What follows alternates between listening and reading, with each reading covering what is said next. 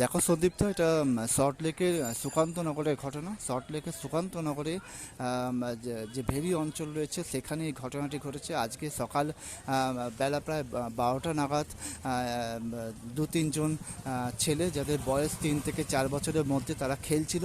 সেই খেলার সময় কোনো একটা কারণে দুর্ঘটনাবশত একটি ছেলে ওখানে পড়ে যায়। একটি ছোট ডোবার মতো একটি জায়গা ছিল, সেখানেই পড়ে যায় এবং পরবর্তী সময়ে তার কোনো খোঁজ পাওয়া যায়নি।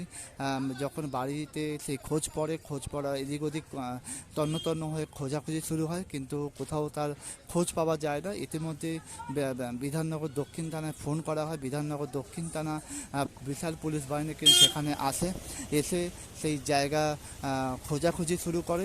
এবং তোমাকে এই প্রসঙ্গে বলে রাখি, তখনও পর্যন্ত কিন্তু আইডেন্টিফাই করা যাচ্ছিল না যে কোন জায়গায় ছেলেটি রয়েছে।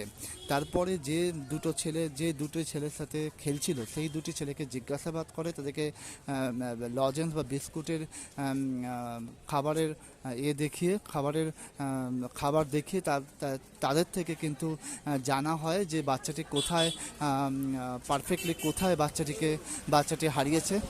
তাদের মুখ থেকে পরবর্তী সময় জানা যায় যে বাচ্চাটি নিকটবর্তী যে একটি পুকুরের মতো, মানে কিছুটা অনেকটাই জল এবং পাঁক ভর্তি ছিল, সেখানে তারা খেলতে গিয়ে বাচ্চাটি অসাবধানতাবশত পড়ে যায়। এবং তারপরে কিন্তু বিধাননগর পুরসভার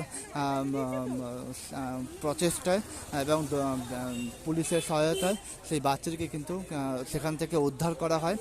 প্রায় 9টা নাগাদ রাত 9টা নাগাদ কিছুক্ষণ আগে তার বাচ্চাটিকে উদ্ধার করা হয়। উদ্ধার করে তাকে সেবা হাসপাতালে কিন্তু বিধাননগর সেবা হাসপাতালে কিন্তু পাঠানো হয়।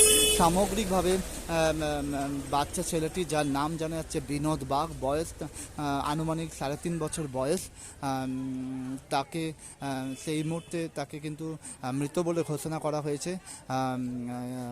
সন্দীপটা।